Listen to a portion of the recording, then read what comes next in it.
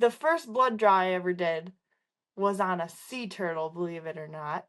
That's pretty awesome. To make a little disclaimer, the organization that we went and we worked with rehab sea turtles. They take vitals on the sea turtles to make sure they're doing well throughout rehab so they can release them. So it's not like we're just messing with sea turtles. Welcome, adventurers. In this episode, we have our first follow up podcast. Anne from Delta Aquatic and Exotics returns. You may remember her from podcast number 2. Since we recorded that, she has attended a year of vet school, and much has changed. Unfortunately, we had issues with her video at the end, and that is where the Bacon Skinks pictures best fit. Don't worry, all will be explained as you listen in. Buckle up and join us. To the music.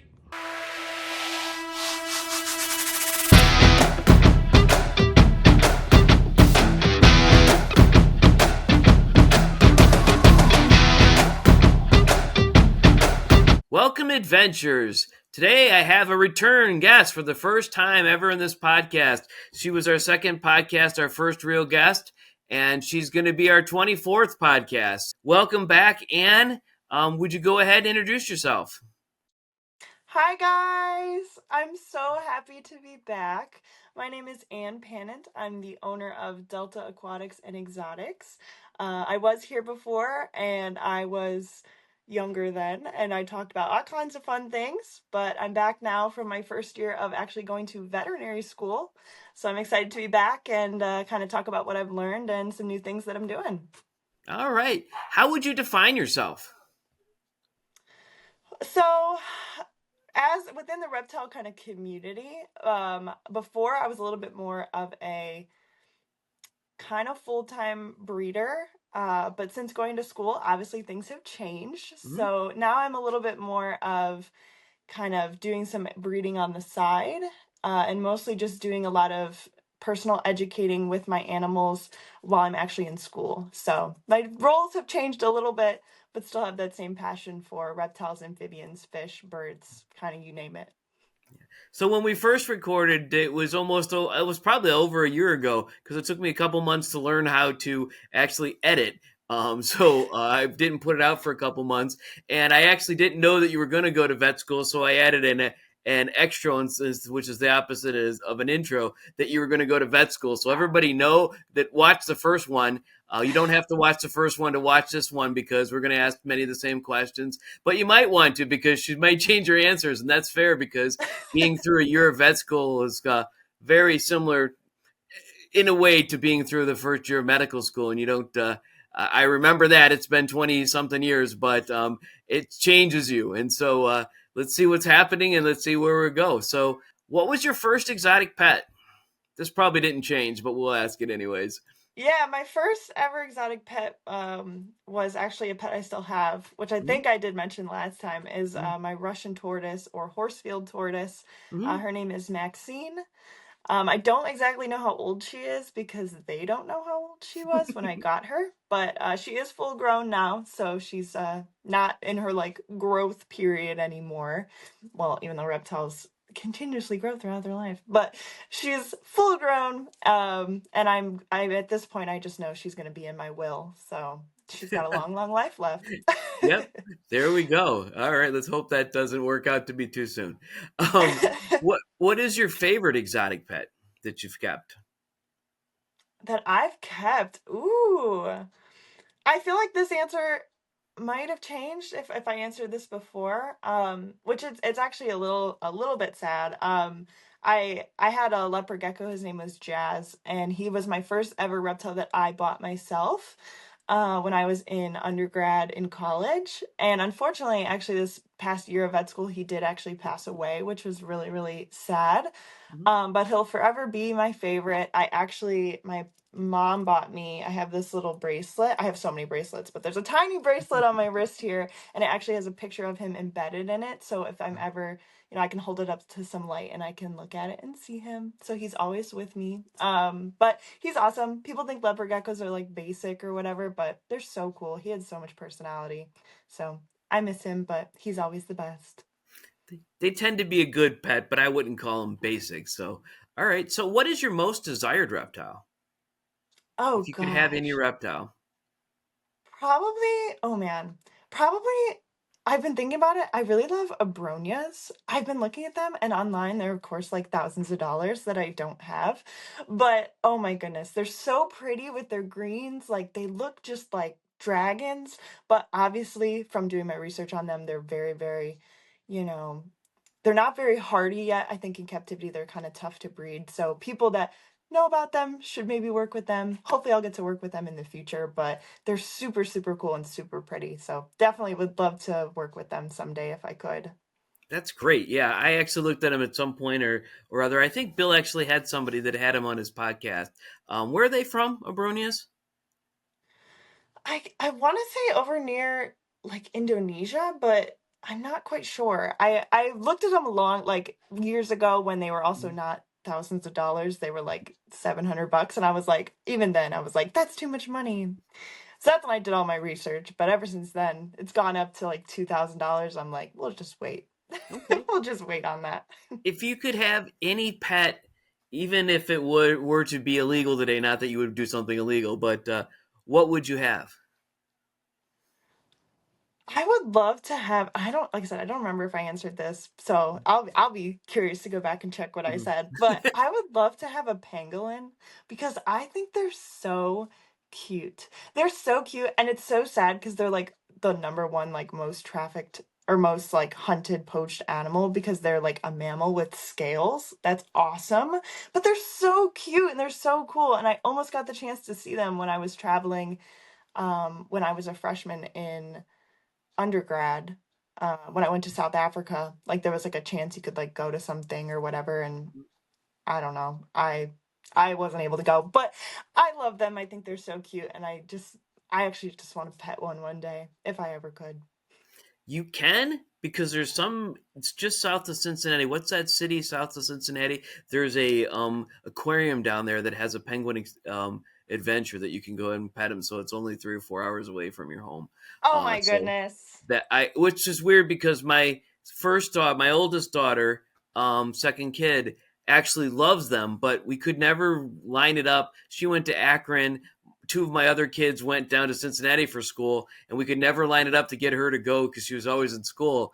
But no, that's a really cool place. I don't remember what city it was, but I'll I'll have to probably check it out. yes, but it's just south of Cincinnati, across the river into Kentucky. There's an aquarium down there in a big complex. You just don't have. It's I think it's Lexington. Is that no? That's not the city, but it's before you get to Lexington. It's like just right there, and there's a really cool aquarium there that has the penguin encounter. At least it did a couple years ago. So I doubt it's very extensive and what have you, but.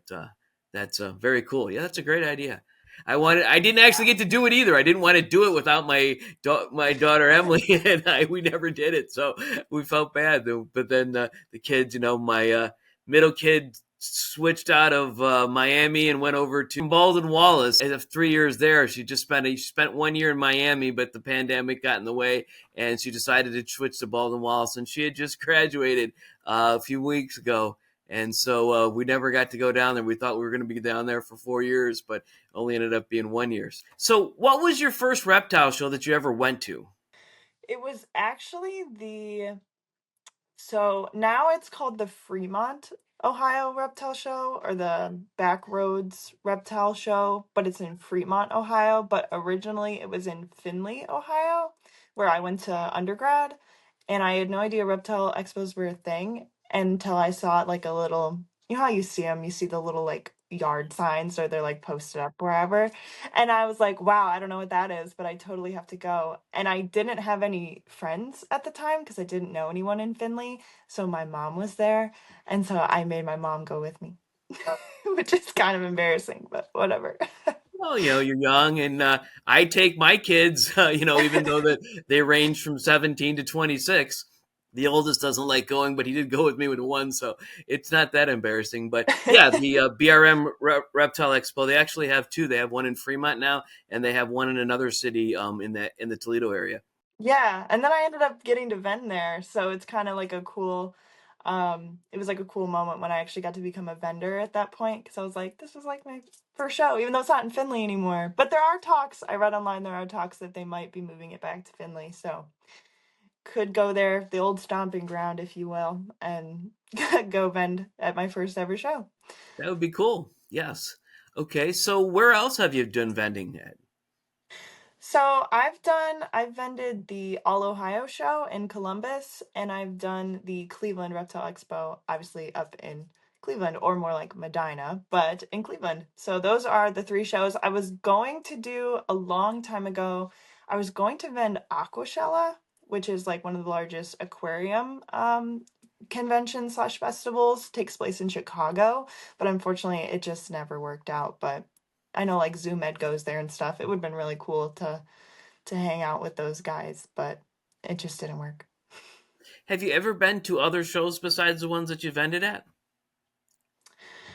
No, I haven't. I have some of the bigger shows on my list, like Tinley, of course, to go Hmm. to someday. But I think I got into the reptile community a little bit late. Like a lot of people have been like, I've been going since I was like 4. Not me. I've been going since I was 18 and I'm 24. So, I'm a little bit late to the party here.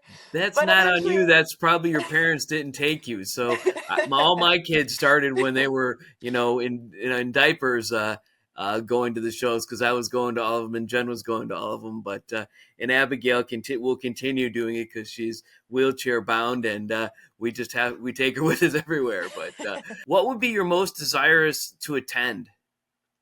probably Tinley. Mm-hmm. Definitely want to go to that. The amount of things I've heard, the cool things, the like reptile, online personality people that are there. Like, even though I did see, I'm pretty sure Clint was at Aquashella the year that I went, but I didn't talk to him because I was too nervous.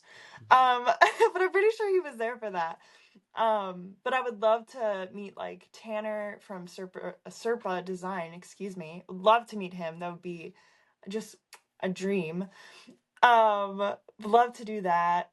And then probably just do some more local Ohio shows. So things like the Youngstown show, Cincinnati. I've never even been to Cincinnati, so I probably should go down there at some point and see what's going on. If it's reptile related, that's always a plus. But yeah, I've only made it as far west as Toledo and as far south as Columbus. So Just went to the Cincinnati show. We're going to talk about it tomorrow. Bill and I, he didn't go with me, but I met a bunch of people that he knows, and I ran into the first person who knows both Bill and I and can attest that both of us exist because I haven't even met him in person. So we've never been in the same place at the same time, but we've been doing shows for a couple years and what have you. And we have a pile of people that met me and a pile of people that met him.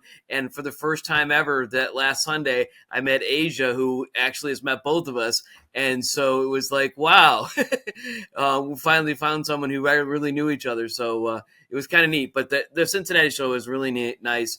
It's actually in a Holiday Inn and it's bursting at the seams because it's a whole inside of a ballroom, but they also use the hallway and both sides of the hallway. So it's really bursting at the seams and you can't get good parking because it's so far away, but it's really not, parking's free and the show's like not expensive. So it's a really good show. But the other show you should probably try, maybe the summer, Schaumburg, which is a NARBC show, but it's a smaller Tinley show. It's real close to Tinley. It's in July this year. So July 12th or 15th or something like that. It's a 2-day show, but you only probably would have to go to one day. The other ones that you should probably get to, went to Ohio, went to Northeast Ohio. Have you gone to that one in no. Girard? That's a good one that's close by. It's less than 2 hours away. And all of the Toledo shows, there's almost a show every day, every week at like in Toledo. And then the Michigan shows are only 3 hours away. And the Pittsburgh shows, there's only one big mega show, which is twice a year, but those are only 2.5 hours away. So think about all those things. But So many anyways, opportunities. I'm talking about the shows I've been to, not what you've attended. So, anyways, so what exotic pets have you kept? That I know you talked about your favorites and what have you. What other things have you actually kept? So I started with the tortoise. Mhm. I've had all different kinds of fish. I've Mhm. had most notable being a Peter's elephant nose fish, which are notoriously very, very hard to take care of. And he was awesome. He lived for like a super long time. I actually, while I was in vet school, my fish tank crashed, unfortunately, which is why he's no longer with us. But taken care of them. I've taken care of chickens. I've taken care of all different kinds of snakes, from colubrids to boas. All different kinds of lizards. My most notable being my Sulawesi water skinks, because they're a species that not many people work with quite yet. And I actually still have 5 of their babies, and their babies are doing incredibly well, actually to the point where they're bursting at the seams and they need to find some new homes soon. But I'm going to be picky because I don't want them going to just anyone.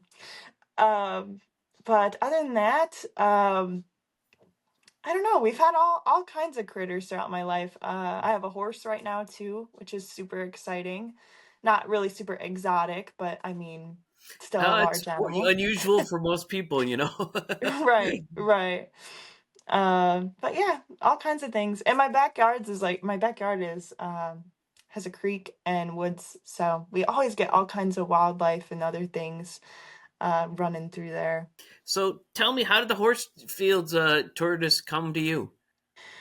I went to I think because I was like 8, I went to a reptile pet store way back when with my mom. And it's actually funny because my mom was like, you can have a turtle or a fish. And me being like a kid, which Mhm. by the way, let me just put a little preface here.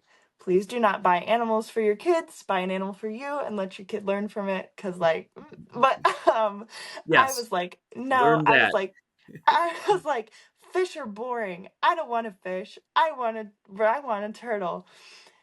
Meanwhile, I have 4 fish tanks now, so who am I? Whatever. It's fine. But yeah, we went to the store and they had, I remember, a enclosure and they had a bunch of them. And I remember Max, when the guy was like gonna give him some, looking back, was probably like romaine lettuce or whatever to like feed him. Max like came to the front and I was like, I want that one. And unfortunately with me, she kind of hates me, but that's fine. It's okay. I don't have her for her to love me. I just love her and that's how we exist. But I love her and I feed her all the time and I take her outside and she's still doing really, really well, even though as an 8-year-old, I had no idea what I was doing. And I would always, oftentimes, I would give her peaches because they were her favorite, but like that's bad for them. But she's fine now. I assure you, she's fine. um, but yeah, that's kind of how my parents were just like, not like they wanted to get me a pet. I think it's more like I just wouldn't shut up about pets because I had a dog at the time, but I was like, I want a pet of my own. And once again, don't recommend that. But my parents also were always there to help me, but they didn't really know about the world of reptiles either. But it was kind of fun to like watch my care progress as I really took more ownership of that animal. Once again, third PSA, don't buy your kids an animal and expect them to take care of it. But I learned and I grew and we even had my cousin make them like a custom tank of many years ago now. It's like a big L shape. They've got little like turtle condos in it where it's got hay so they can go in there and they can burrow. So she's like living her best life now. That's great. So tell me about this exotic reptile that you had babies in. That's so unusual. Yeah, so the Sulawesi water skink, otherwise known as the bacon skink, because their scientific name ends in baconii, so people call them the bacon skink. Um, Everybody loves bacon, so that's a great name. So they are awesome, let me tell you. They are awesome. They are what I would consider semi-aquatic because they love water. Love water. If you do not provide, this is for any of you, if you're watching and you have one, if you do not provide your Sulawesi water skink with water, they are sad. They're sad and they're suffering. They need some sort of thing that they can swim in. They love to, if they get scared, which is often because they're not a readily bred species, so they're often wild caught, but they love to dive into the water, especially if they're scared, they'll dive in because that's where they feel the most safe. they also, to get my Sulawesi water skinks to eat for me the first time, or the first time I saw them eat for me, which was with crickets, they would wait at the side of the little water area that I built for them, and they'd wait on the land, and the cricket would like go near the edge of the water, and they would attack it and roll right into the water. So they instantly had it and drowned it, and would eat the cricket, which was so fascinating for me. But I got them because I just became obsessed, I guess, with skinks. I just think that they're so awesome. Just all of them. Any type of skink that you bring me, I'm probably just going to be overwhelmed with happiness because they're awesome. But these guys, actually, my first boss, because I would not shut up about skinks. I was just like, I like this one, I like that one, I like this one. Really liked Peter's banded skinks. They're like the dream of dreams because they're so cute and I love them. But I just wouldn't shut up. And he was like, you know what? And this was, like I said, when I was 18. Yeah. So I was like really into the industry by this point. Like I was really into working with these animals. But he like bought me some and he was like, here you go. And I was like, oh, okay. And he's like, these are these. Nobody can breed them. Figure it out. And I was like, all right, challenge accepted. Like, I'll work on that. And it took, when I tell you, it took 4 years, 4 years of keeping them, trying different things. You know, I didn't want to like pop them or probe them because they're already stressed out because they're wild caught. And so the internet would be like, the bigger one's the male. But then the internet would be like, just kidding, the bigger one's the female. Just kidding, the male has more white. That's not true. This one has more weight. Like, nobody knows. Okay? Nobody knows. Nobody knew anything. So I didn't know anything. I was just kind of like trying things out, seeing what worked. And thankfully, I ended up with a pair. And we kind of went from there and just worked with them. And they are live bearers, which is super cool. I haven't witnessed it myself, but just the fact that the female gets like massive, she gets so large before she delivers her babies. I think their clutch size is about 5 to 6. That's normally what I've found so far because I've had 2 so far. Um, but I don't know. It could be more. Who knows? We'll see as we go with that. But yeah, I have 5 babies and they're so cute. They start off so small and they have these little baby stripes. They look like little tigers. And I've kept them with the parents because I wanted to see, because some skinks, like we know with red-eye croc skinks, they're very protective of their babies. Sulawesi water skinks are not necessarily defensive of their babies, but I have found they don't mind having their little ones around. I haven't noticed any aggression, tail nips, missing toes, anything like that. I just make sure to provide small crickets and small duvia roaches for the little ones so they are getting enough food in with the adults. But they have all grown fantastic, and I actually have so many photos on my phone of the mom or the dad and a baby sitting right on its head. So they seem to hang out and do pretty well together to grow. But I love them. They're so cute. I could just talk your ear off for hours about them because they're so awesome. But I think it's time that, I meet some. I have met a couple people in the industry who's interested in them, like interested in continuing a breeding project with them.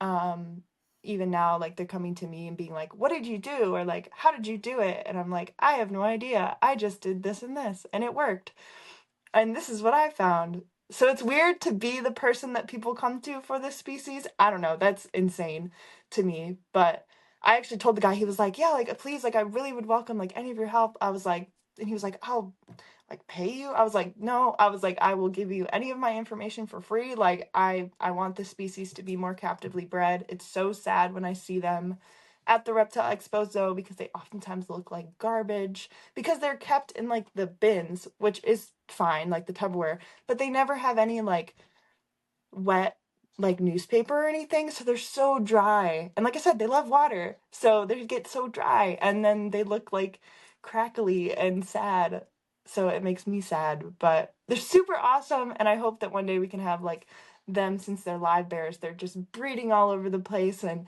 everyone can have one, and then we can get it like really squared away how to keep them and everyone will love them like how I do. But that's like a dream, I guess. I don't know. So how big do they get? So they get about, my female is probably about 10 inches at this point. So they get pretty big, but they don't get super like large. They just get long. They're fairly flat, and it's actually cute because when I try to get them out, like when they dive in the water and they like go behind a rock, they like flatten out underwater, so I can't like get them out easily. So they get like flat until you get a female who gets pregnant. Then she's like bulky. She's big and bulky. But they are cool because on their tails. I wish I had my iPad, but still I can't like show my iPad to you. But if you Google them, you will see they have like these really cool tails and they look like crocodiles almost with all the spikes that they have, but they're not like really sharp. And they got these like sharp little nails that I've tried to cut, but they don't like that. So I get little kind of little mini scratches on my hands and stuff, but they look so cool. And they look like little mini dragons. I got red-eye croc skinks after I got my water skinks, and I just was like, I like my original little dragons better. Can't help myself. I hope that, like I said, we can get them a little more captive bred so people can have them who think they're awesome as opposed to the wild caught ones. That's great. Okay. So vet school, how did you get in and what is it like? So I was applying and I applied twice. So the first time I applied, I didn't get in. So I took a little unintentional gap year where I went out and I got a lot more experience in vet clinics. And I actually have the job I have now. And eventually, one day I kind of just got the email that was like, hey, you're in. And I go to school in New York now. So I go to Long Island University. So it's awesome and kind of sad because like I wish I got into my state school so I could be closer to my family and closer to the animals before I could take them with me. But you know, being in New York is cool too. It's a cool different area and I'm like right outside of New York City, so that offers a lot of different opportunities. Um but vet school is interesting. It's not what I thought it was going to be. Because, like, everyone always tells you that vet school's, like, this big, scary, worst thing ever, like, you hate your life, and from what I've experienced personally, it's not that bad. Like, it's bad, it's hard, okay, let me it's hard, but it's really fun, and I really love to learn all these different things, and, first year you're into, like, a lot of the nitty-gritty sciences, your phys and your anatomy and your, histology and immunology, all that stuff, that are just more, like, concept-heavy classes, and not very like, they're animal-based, but they're not really, like they're human-based too. You could apply that knowledge there as well, but so now going into second year, we're going to work with, principles of surgery and, bacteriology and stuff like that. So hopefully it'll be a little more involved with the animals. But I still got animal experience too. Not reptile experience, which was kind of sad, but well, that's not totally true. The first blood draw I ever did was on a sea turtle, believe it or not. Wow, That's that's pretty cool. awesome. To make a little disclaimer, the organization that we went and we worked with rehab sea turtles. They take vitals on the sea turtles to make sure they're doing well throughout rehab so they can release them. So it's not like we're just messing with sea turtles, just in case anyone gets worried.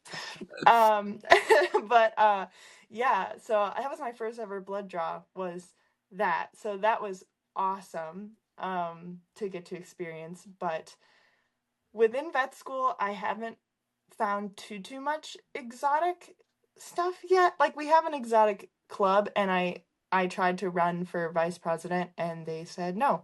Well, they didn't say no, but I didn't get accepted. But that's fine. That's fine. Who cares? Not me. But I do a lot of events through them. Like they've had a lot of talks, but once again, they're not really, like, the reptiles aren't really included, which kind of sucks. Like, we had a wolf talk, and a whale talk, and a bee talk, and a sloth talk, and, like, all those are really cool and really great, but I kind of felt like, where the reptiles at? Like, we're not really representing super, super well yet, which sucks because even with branding at vet school, there's no brands for reptiles at any of the schools. Like, when they do their, open house, or when they do their, student activities, Purina's there and Hills are there, and Oxbow is there and stuff, just to name a few, but like there's nothing for reptiles. So I was trying to change that too, and I was in the talks with Dubia, and unfortunately right now they're just not sure yet if a student program is what they want. But that will not stop me. So I'm gonna try to go up and talk to ZooMed or Exoterra or Arcadia. I just have to send more emails and see if somebody would want to jump on board and see if we can get some more reptile education out there within vet med, because the vet med section itself of doctors that want to work on reptiles is, so if veterinarians are in need and small, the veterinarians that work on reptiles are like super small. So which is not great. But I feel like if people could get more hands-on experience and could get some of those, product recognitions and brand recognitions in like the same way that we do with dogs and cats, I feel like it could only help with reptiles. So that's kind of the plan there. And I hope that that goes well. And hopefully one of the people watch this and email me. I would love to talk to you because I want to get that going. But yeah, vet school's fun. And actually, I've got good news for you. Mhm. I am so I got a student position with Harrison, which is a bird food company, but they let me join a online um, exotic vet group. So it's through email. And so like doctors will email like, I got this case, and I've seen all sides, like kinds of things on this email. Like somebody was asking a tiger anesthesia question, like crazy stuff. But somebody was like, hey, I've got a question about, this kind of animal. And they were like, well, I know. It was like a chameleon. It was a chameleon. And they were like, well, I know from the Chameleon Academy, blah, blah, blah, blah, blah. And I was like, whoa. I was like, no way, no way, no way, no way. Like, no way, no way. I like read the email. I was like, that didn't just happen. That didn't just happen. I know those people. No way. I'm definitely gonna have to tell Bill about that because that's his project. I'm just peripherally related to that. But yeah, wow, that is awesome. That is Well, I really know, and they said cool. like they were like, I've been watching like I watch the videos and I watch the whatever. Like I keep up with Bill and I keep up with all that stuff, and I was like, oh my god, like that's crazy. Like that's so cool to see, Wow. like that it's starting to like drip its way in to these doctors and to these because it's really only doctors that are talking back and forth.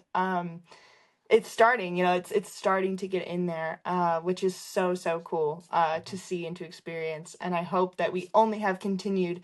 Hey, I don't know. I learned from Serpa Design that this is a great way to make this enclosure. I learned from, I don't know, anything really. I learned from Clint Reptile that this is a really great reptile for, for a kid potentially, if this is what your client's looking for. You know what I mean? Like we could Mhm. have such a cool discussion with um the professionals and stuff. I think we just need to like bridge the gap a little bit. So that's what I hope to see Mhm. happen. But also I got a lot of like fire right now, and I know that as school goes and life goes, like sometimes, you get tired. So hopefully I won't get tired, but Yeah, I don't know. I don't know if you've ever met Dr. Krupka. He's in Avon Lake. He's the Avon Lake Animal Hospital guy. I've been with him for 20 years or more. And so he's tremendous with all lizards and what have you, and all kinds of exotic animals.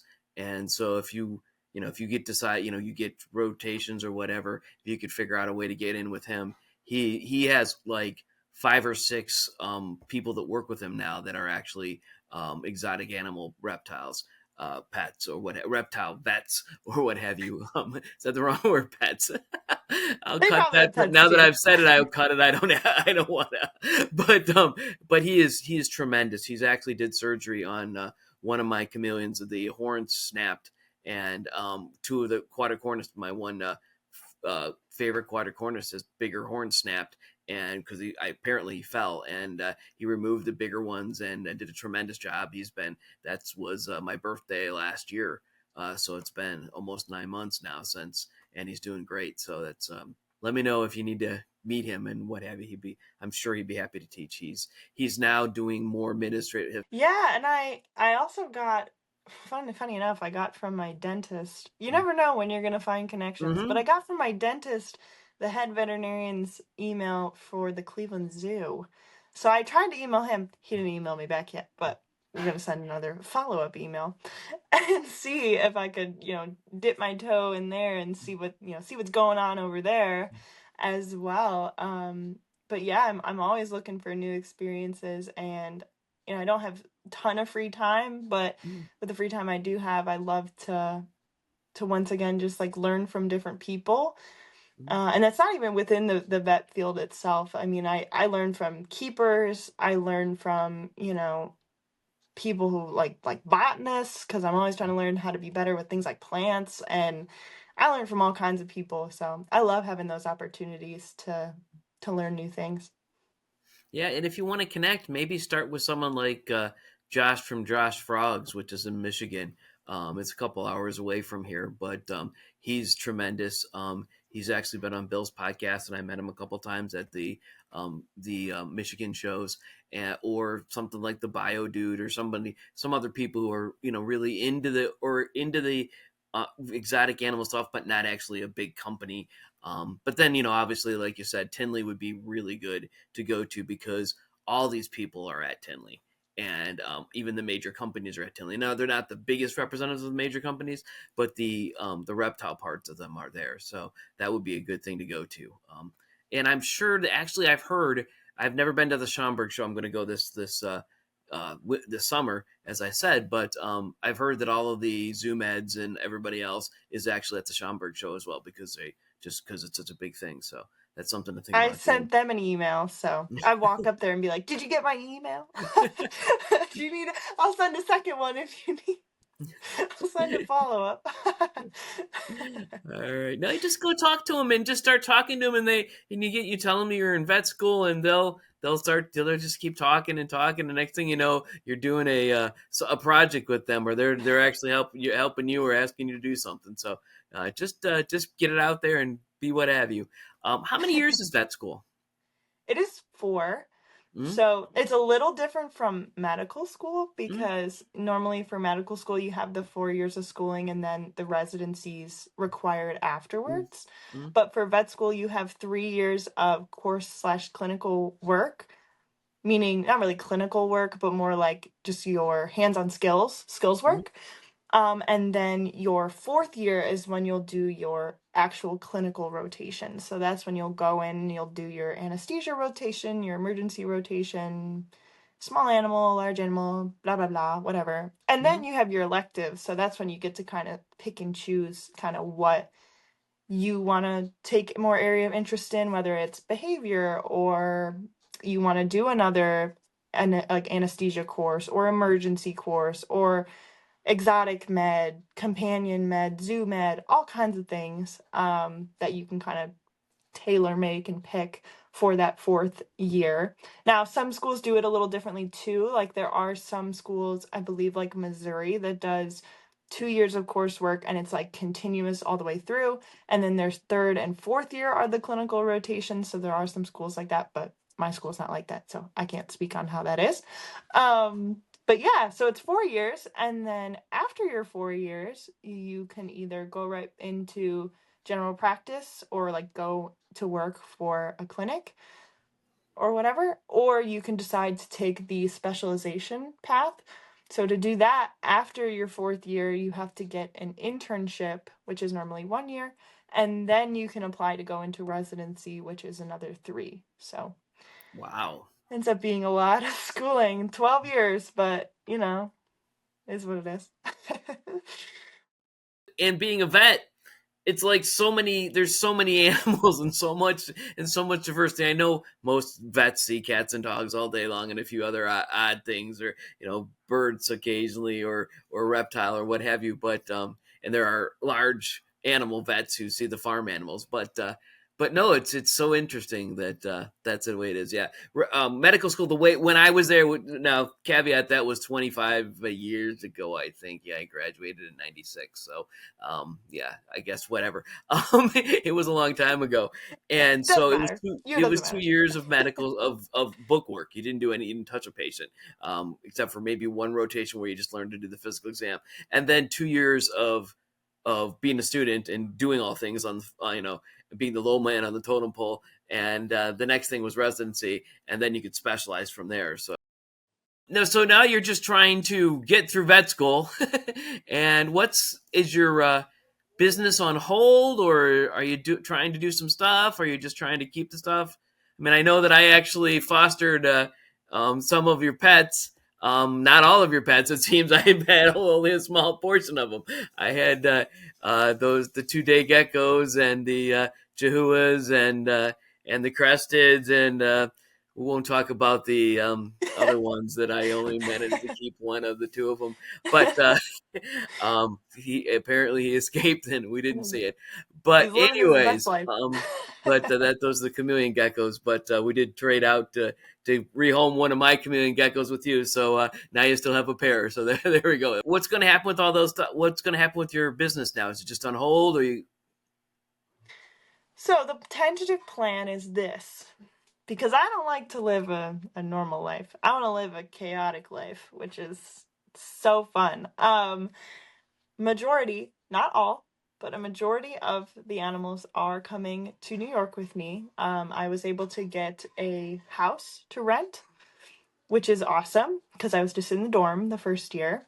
And so a lot of them are coming back with me. I do not have all the projects that I used to have, just through unfortunate, animal loss. I don't have a Chinese cave gecko project anymore. I don't have a rosy boa project anymore. Green tree python project anymore, just from losing one or both of the animals, which is really unfortunate. But I mean, it happens. It is what it is, and everybody did the best that they could with everything that they could do for the animals. So it's sad, but it's okay. But all of them are coming back with me. I'm looking over here because my snake's sitting right here. um so they will come back with me, and I will kind of do like a soft relaunch of Delta, because now I'm in New York, so I don't even know the vendors out there. I don't even know. I have gone to an expo out there. It was really nice. I really liked it. I don't remember the name of it right now, so I apologize. I would shout it out, but I don't know what it's called. Um, don't know how much their table fees are. Don't know really any of that. Don't even know if I'm gonna have that much of animals that I've bred for sale, so I'm just not sure if it's going to be a good idea to get an actual full table out there. Um, but I plan on having day geckos, like giant day geckos. I plan on having chihuahuas, crusties, chameleon geckos, maybe leopard geckos, because I am going to be getting a female leopard gecko, and I know, like I said, I know they're more basic and everybody breeds them, but I've never worked with them before, so I'm pretty excited about that. It could be a cool little addition to what I'm working on. I don't know if I'll have corn snakes again because I just don't have a female. And like I upgraded my male to a 120-gallon tank, and ever since I've done that, I just I need to keep my animals in bigger enclosures. That's the other thing that I get a little stuck up on. Like I don't do well with rack systems anymore, personally, just as, no shade to anybody else. Everybody can do things how they feel like they need to do things, but for me personally, I just don't like it anymore. So like I had my animals in more like bin setups, not really rack setups, but even then I'm like I don't really like that anymore. But who knows? We might dabble. We might end up with a female corn snake and try that again. Who knows? I'm not sure. But I had a website and I lost it, and I had a domain and I lost it. So maybe we'll get those back in play. The LLC is still in play. It's still registered and everything, so that's awesome to still have that under my belt. But I don't know if I'm going to restart the website again. Not sure. I really want to, but it's a lot of work to do that. And I'm going to. I'm not even saying if, I'm going to start a YouTube channel this year. I'm gonna do it. I said it before, and I was like, I'm gonna do it, and then I never did. I'm gonna do it. I'm gonna do it. You got a lot of stuff on you weren't thinking that you were going to go to vet school at that point. So had you not gone to vet school and not done the YouTube channel, then I'd be disappointed. But you really did upgrade from there, and you went to the dream school, the dream of vet school. So I think that we can give you at least an extra couple years to get on that and do that. But it's still one of those things where you just have to start. It's just like, I started this podcast. You were the first person that I and Bill interviewed with me. And the first podcast, just me explaining what my podcast was going to be about.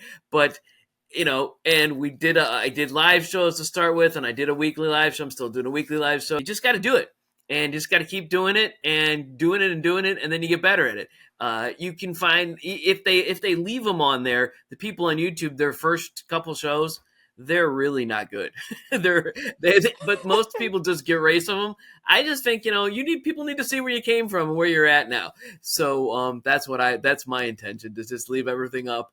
But I'm just doing this for a little bit of fun, and I'm sure you're going to be doing the same thing, because you'll be bringing in those vet bucks, whatever that means. It seems like I know, but I'm so embarrassed. Like I try, and I know everybody starts this way, but I try and I get so embarrassed. But like I'm talking to you, and like obviously I can talk to a camera. Like that's not the problem. My problem is like I feel like I'm just so awkward. Like I just can't shake it sometimes. Like it's just who I am. And oh, it's just embarrassing. It's just embarrassing. watch what happened to some of the people that were like shy and didn't and got on this my podcast and my live show. And James Cross is a perfect example. He went from doing a he was embarrassed to do a live show with me, Bill, and a couple other people, and then he did the podcast with me, and then now he's doing a whole podcast series with Bill where he is the head guy. He's called the DIY Chameleon Guy. Just watch an episode of that. Watch the first one to the last one. He has he's skyrocketed in popularity. And I was kidding him because I had him on last week on the live. We were kidding about who are these DIY chameleon guys, and everything happened. He's like so popular, and so much happened. It's just you just get used to doing it, and it's like anything else. It's like your first blood draw. I know you had a sea turtle, but not everybody does that. But your first blood draw, and then after that, your 50th, you're just like, whatever, give me the needle. Let me stab this thing and let's move on. So you just keep practicing, and you get better and better, and it becomes natural for you. Just do that. That'll work out for you. What else do you want to tell us about yourself to the Avengers? What do I want to tell you about me? Well, if you're looking for me, you can't really find me. I'm sorry. I have a Facebook page for Delta Aquatics. It's not very active, but feel free to go on there and send me a nice message. Say, hey, I saw you on a podcast. I welcome nice messages. If you want to find me personally, I said my name's Pannent. You can look me up. On actual Facebook, I'm very active on my personal page with my vet journey, with just things that I find that I share that I like. Normally they're really positive and upbeat, so if you like that, then there you go. But also I update things with reptiles too, of things that are going on just with my animals in my real life, because like I said before, like these animals are not, I guess I didn't really fully say this, but like my animals are not props to me. Like they're not like, look, I bought this cool thing. It's like I care about them. I care for them every day. Everyday things happen, and I am only human, so I have mistakes and failures just like everybody else, and I don't tend to shy away from that, being like, this is what I learned, this is how I grew. Same thing, I just told you when I was young I fed my tortoise peaches. Like that's not right. But you learn and you grow, and it's all about trying to better the care for our animals. I want to do more like I said, more education stuff. I do more in-person education stuff at my school, with different students, and with different people there.